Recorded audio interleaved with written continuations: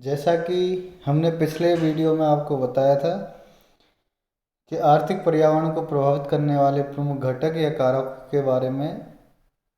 कारकों के बारे में अध्ययन करेंगे।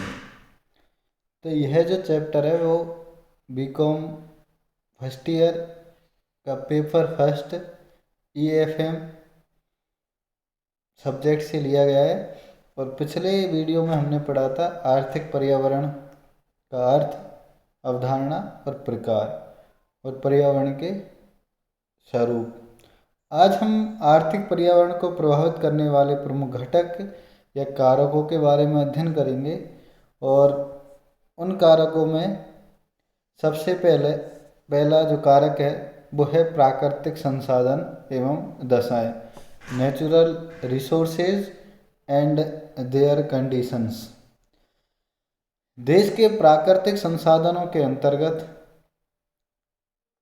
भूमि, मिट्टी, खनिज, जल, वनस्पति, नदी नाले, पहाड़, मैदान, जलवायु, भूमि की बनावट, भौगोलिक एवं भौतिक परिस्थितियाँ, सब साधनों का समावेश होता है जो प्रकृति से मानव उपयोग के लिए निःशुल्क उपलब्ध होती है। जहाँ एक और देश में प्राकृतिक संसाधनों की प्रचुरता और उनके विकास की परिस्थितियों के अनुकूल होने पर उन साधनों के विदोहन से आर्थिक विकास, उत्पादन में वृद्धि, रोजगार के पर्याप्त अवसर तथा आर्थिक समृद्धि का मार्ग प्रशस्त होता है। वहीं अगर इसके परिप्रेक्ष्य में देखें, दूसरे परिप्रेक्ष्य में, तो प्राकृतिक साधनों का अभाव, भौगोलिक परिस्थितियों की प्रतिकूलता तथा संसाधनों की विदोहन की सीमित संभावनाओं से देश के आर्थिक विकास में अवरुद्ध उत्पन्न हो जाता है। अब हम आगे, इसका दूसरा बिंदु है, दूसरा जो घटक है वो है आर्थिक प्रणाली, इकोनॉमिक सिस्टम। किसी भी देश की आर्थिक प्रणाली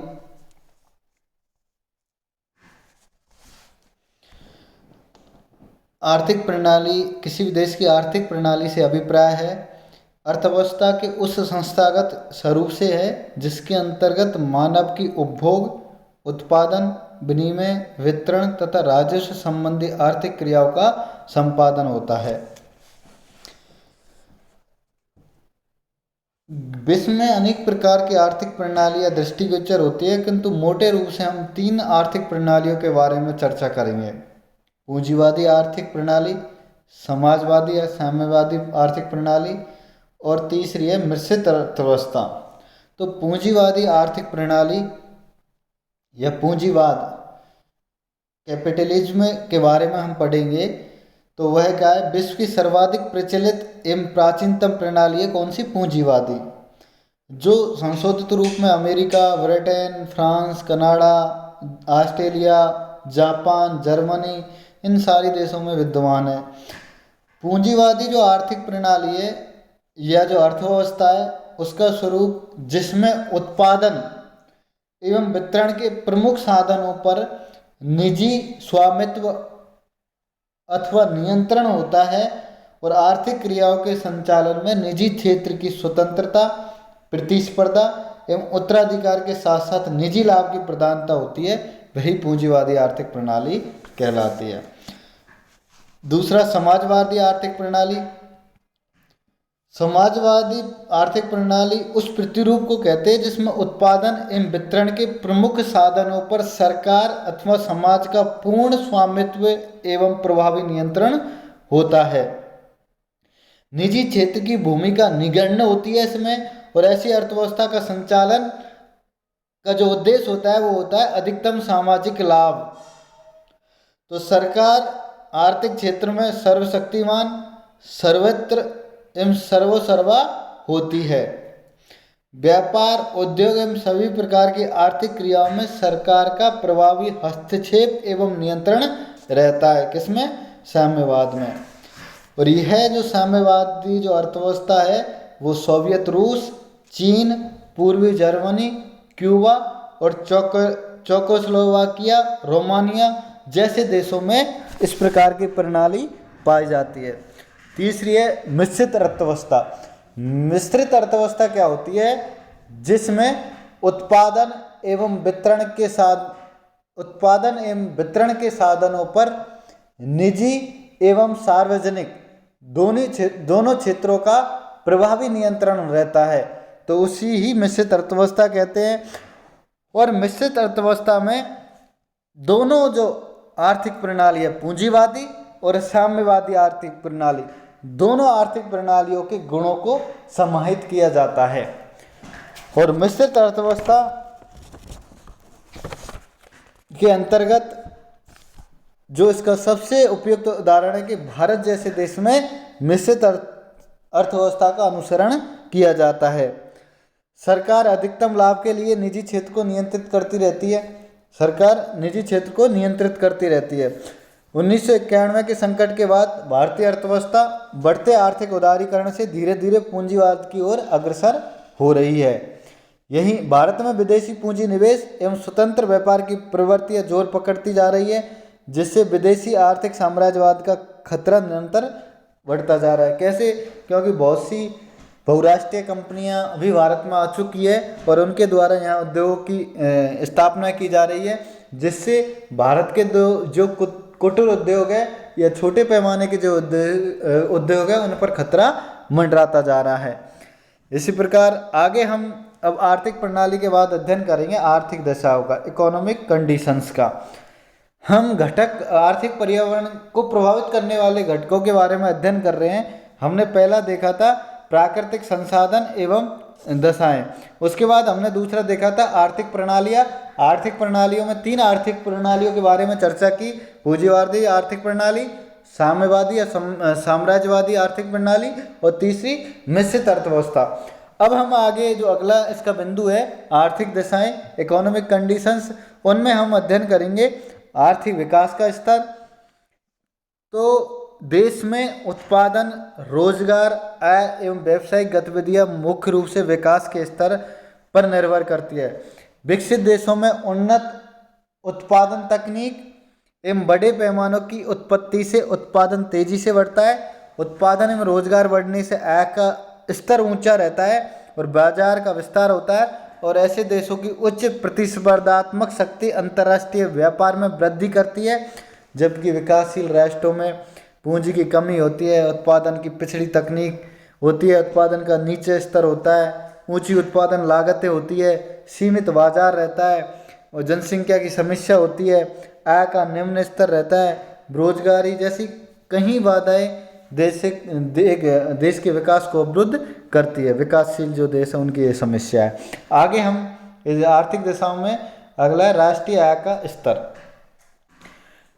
राष्ट्रीय आय का स्तर, उसकी संरचना दोनों आर्थिक पर्यावरण को प्रभावित करते हैं। राष्ट्रीय आय का स्तर नीचे होने पर निर्धनता, प्रभावपूर्ण मांग में कमी भी रहती है, बाजारों की सीमितता होती है, बचतों का नीचे स्तर रहता है, निवेश एवं पूंजी निर्माण का अभाव होता है और आर्थिक गतिविधियों को, ये सारे कारण आर्थिक गतिविधियों को अवरुद्ध करते हैं। जबकि राष्ट्रीय आय का स्तर अगर ऊंचा है तो अधिक बचतों और तीव्र पूंजी निर्माण से विकास का मार्ग प्रशस्त करते हैं। आज अमेरिका, ब्रिटेन, जापान, जर्मनी आदि राष्ट्रीय आय ऊंची होने से तेजी से आगे बढ़ रहे हैं, जबकि निम्न राष्ट्रीय आय वाले देश गरीबी, बेरोजगारी और भुखमरी जैसी समस्याओं से ग्रस्त है। अगला जो आर्थिक दशाओं के अंतर्गत जो बिंदु है वो बैंकिंग व्यवस्था, बैंकिंग सिस्टम। देश की बैंकिंग व्यवस्था भी आर्थिक पर्यावरण को प्रभावित करती है। जहां एक और उन्नत बैंकिंग व्यवस्था बचतों को पूंजी निर्माण में प्रभावित कर आर्थिक गतिविधियों को प्रेरणा देती है, अर्थव्यवस्था में मुद्रा एवं साख की पर्याप्त पूर्ति से विकास का मार्ग प्रशस्त करती है, भाई दूसरी ओर पिछड़ी बैंकिंग व्यवस्था से विकास अवरुद्ध होता है। बिल्कुल। अगला जो बिंदु है वो करों की संरचना, टैक्स स्ट्रक्चर। देश का कर ढांचा आर्थिक पर्यावरण को प्रभावित करने वाला एक प्रमुख घटक है। जहां एक ओर कर ढांचा सरकार के आय का स्रोत है, वहीं दूसरी ओर आर्थिक विषमताओं को कम करने और प्रत्येक से उनकी क्षमता के अनुरूप कर जुटाने और आर्थिक गतिविधियों को बढ़ाने और निवेशों को दिशा देने तथा बचतों को प्रोत्साहन देने का एक सशक्त तरीका भी है। क्या? कर। अगला है बीमा व्यवस्था, इंश्योरेंस सिस्टम। देश की बीमा व्यवस्था जोखिम से सुरक्षा प्रदान करती है। एक और जीवन बीमा बचत एवं भावी जीवन में आर्थिक सुरक्षा प्रदान करता है। वहीं अग्नि बीमा, वाहन बीमा, सामुद्रिक बीमा, लाभ बीमा और व्यावसायिक क्षेत्र में जो भी जोखिम है उनको सुरक्षा प्रदान करते हैं। आगे अगला है व्यापार एवं भुगतान संतुलन की स्थितियां। जिस देश में व्यापार एवं भुगतान संतुलन पक्ष में रहता है उस देश में विनिमय दरें अनुकूल रहती है। अगला है विदेशी ऋण भार।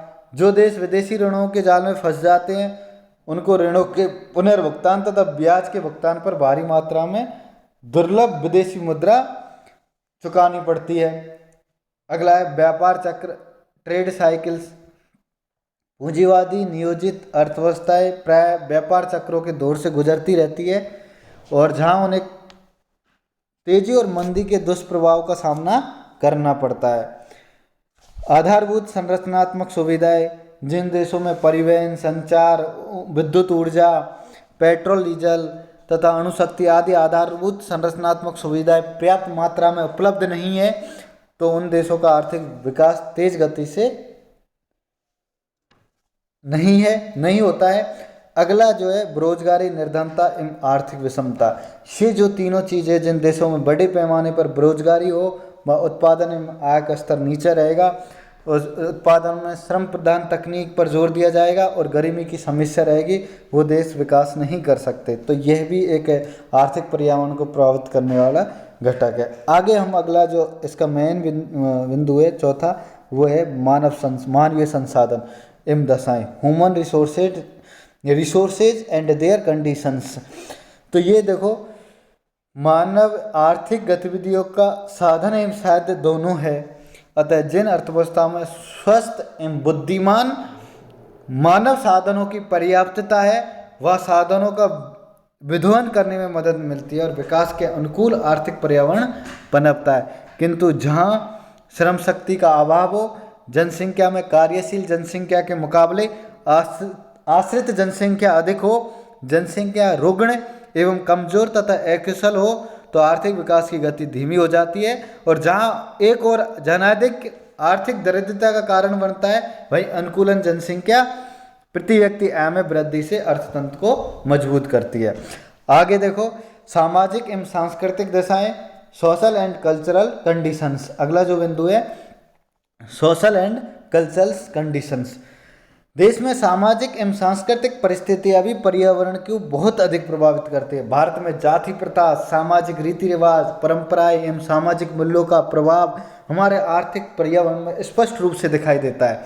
और भारत में सादा जीवन, उच्च विचार की सांस्कृतिक धारणा ने भौतिकवादी आर्थिक पर्यावरण में बाधा पहुंचाई है। धार्मिक रूढ़िवादिता एवं अंधविश्वासों का प्रभाव आर्थिक पर्यावरण को स्पष्ट रूप से प्रभावित करता है। अब अगला जो इसका बिंदु है वो राजनीतिक व्यवस्था एवं दशा है, पॉलिटिकल कंडीशंस। जिन देशों में राजनीतिक उथल पुथल रहती है वहाँ आर्थिक पर्यावरण में भी उतार चढ़ाव होता रहता है। जैसे पाकिस्तान जैसे देश में हमेशा सरकार का तख्ता पलट कर दिया जाता है, वहाँ की सैनिकों द्वारा सैनिक तानाशाही सरकार की स्थापना हो जाती है। तो वहाँ हमेशा उसका जो अर्थव्यवस्था है उसमें उतार चढ़ाव भी आते रहते हैं। तो अगर किसी देश को आर्थिक रूप से सुदृढ़ होना है तो उसकी राजनीतिक स्थिरता बनी रहना जरूरी है। सरकार लोकतांत्रिक ढंग से, लोकतांत्रिक प्रक्रिया से सरकार का गठन होना अति आवश्यक है। राजनीतिक व्यवस्था शासन प्रणाली को भी प्रभावित करती है। भारत में प्रजातांत्रिक शासन व्यवस्था में स्थिरता ने विकास की गति को प्रदान की है, जबकि जनता शासन के दौरान अस्थिरता में विकास अवरुद्ध हो गया। रूस में राजनीतिक विघटन में समूची अर्थव्यवस्था ही अस्त व्यस्त हो गई। अब अगला बिंदु है वैधानिक दशाएं, लीगल कंडीशंस। जिन देशों में कानून एवं सुरक्षा की पूर्ण व्यवस्था हो और लोगों के कार्यकलापों में कानून से नियमित एवं नियंत्रित किए जाते हो, वहाँ का आर्थिक पर्यावरण विकास के अनुकूल बनता है। रोजगार, आय एवं उत्पादन में वृद्धि, लोगों के जीवन स्तर में सुधार होता है। जबकि जहाँ कानून व्यवस्था का अभाव होता है और जिसकी लाठी उसका भैंस जैसे जंगल राज पाया जाता है, वहाँ आर्थिक पर्यावरण पर प्रतिकूल प्रभाव विकास को अवरुद्ध कर देते हैं। अगला है आर्थिक नीतियाँ। आठवां जो बिंदु है वो इकोनॉमिक पॉलिसीज।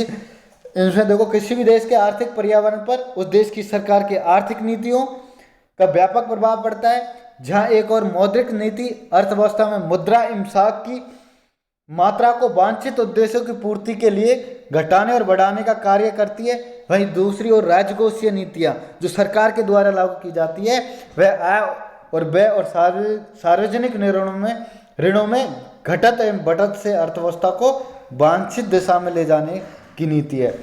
इससे बजट नीति का भी समावेश होता है। आगे देखो अगला, मुद्रा बाजार में पूंजी बाजार की, मुद्रा बाजार एवं पूंजी बाजार की दशाएं। इसके अंतर्गत क्या देखो, इसके अंतर है जहां एक और मुद्रा बाजार अल्पकालीन ऋणों की व्यवस्था कर अर्थतंत्र को गति प्रदान करता है, वहीं पूंजी बाजार मध्यकालीन एवं दीर्घकालीन पूंजीगत साधनों की आपूर्ति करते हैं। चूंकि आधुनिक तंत्र में वित्तीय साधनों की महत्वपूर्ण भूमिका रहती है, अतः बाजार एवं मुद्रा बाजार एवं पूंजी बाजार की दशाएं अथवा परिस्थितियां आर्थिक परिस्थितियों को या आर्थिक पर्यावरण को प्रभावित करती है। अगला जो 10वां बिंदु है, प्रौद्योगिकी एवं तकनीकी दशाएं। Technological and technical conditions. कम से कम लागत पर अधिकतम उत्पादन के लक्ष्य को प्राप्त करने के लिए सदैव नए नए वैज्ञानिक आविष्कार और उत्पादन की नई नई प्रौद्योगिकियों का विकास होता रहना चाहिए। आज विश्व में जितनी तेज गति से आधुनिकतम उत्पादन प्रौद्योगिकी एवं तकनीकी का विकास हो रहा है, वहाँ आर्थिक पर्यावरण में भी काफ़ी परिवर्तन हो रहे हैं, लाए जा रहे हैं। अगला जो है वो है अंतर्राष्ट्रीय परिस्थितियाँ, इंटरनेशनल कंडीशंस। अंतर्राष्ट्रीय परिस्थितियों का प्रभाव आर्थिक पर्यावरण पर अवश्यंभावी है। आज प्रत्येक देश अंतर्राष्ट्रीय व्यापार द्वारा विकास एवं समृद्धि प्राप्त करने को प्रयासरत है। अंतर्राष्ट्रीय शांति एवं सहयोग की बात महत्वपूर्ण बनती जा रही है। अंतर्राष्ट्रीय तनाव, युद्ध, घृणा के वातावरण का आर्थिक विकास पर प्रभाव पड़ता है, जबकि मधुर अंतर्राष्ट्रीय संबंधों, तकनीकी एवं वित्तीय सहयोग तथा अंतर्राष्ट्रीय शांतियों से आर्थिक पर्यावरण विकास के अनुकूल बनकर समृद्ध, समानता एवं न्याय का मार्ग प्रशस्त करता है। जिसका नेक्स्ट जो बिंदु है वो पर्यावरण संरक्षण की जागरूकता, अवेयरनेस ऑफ एनवायरनमेंट प्रोटेक्शन। ज्यों ज्यों देशों के लोगों में पर्यावरण संरक्षण की जागरूकता बढ़ती है, त्यों त्यों उद्योगों की स्थापना, उनके प्रदूषण से मुक्ति आदि महत्वपूर्ण बनते नजर आते हैं। सरकार भी पर्यावरण के संरक्षण हेतु ऐसे उद्योगों एवं व्यवसायों की स्थापना एवं संचालन में सतर्कता बरतती है। अतः आर्थिक पर्यावरण पर लोगों में पर्यावरण संरक्षण की जागरूकता का भी व्यापक असर दृष्टिगोचर होने लगा है। यही कारण है कि विकसित राष्ट्रों में पर्यावरण को नुकसान पहुंचाने वालों उद्योगों के विरुद्ध कठोर नियम, अतः विकासशील राष्ट्रों में ऐसे उद्योगों को स्थानांतरित कर रहे हैं जिनके आगे चलकर घातक प्रभाव हो सकते हैं। तो हमने आर्थिक पर्यावरण को प्रभावित करने वाले घटकों के बारे में अध्ययन किया, और जिसमें हमने मेन बिंदुओं को एक बार फिर से आपके सामने मैं दोहराता हूँ। जैसे प्राकृतिक संसाधन एवं दशाएँ, दूसरा आर्थिक प्रणालियाँ, तीसरा आर्थिक दशाएँ, चौथा मानवीय संसाधन एवं दशाएँ, पांचवा सामाजिक एवं सांस्कृतिक दशाएँ, सोशल एंड कल्चरल कंडीशंस, राजनीतिक व्यवस्था एवं दशाएँ, political system and their conditions, सातवां वैधानिक दशाएँ, लीगल कंडीशंस, आठवां आर्थिक नीतियाँ, इकोनॉमिक पॉलिसीज, नौवां मुद्रा बाजार एवं पूंजी बाजार की दशाएँ, money market and capital market की जो कंडीशंस है वो उनके बारे में भी अध्ययन किया। 10वां प्रौद्योगिकी एवं तकनीकी दशाएँ, टेक्नोलॉजिकल एंड टेक्निकल कंडीशंस, और 11वां जो हमने जो पढ़ा था वो अंतर्राष्ट्रीय परिस्थितियाँ, इंटरनेशनल कंडीशंस। फिर 12वां हमने पर्यावरण संरक्षण की जागरूकता, अवेयरनेस एनवायरनमेंट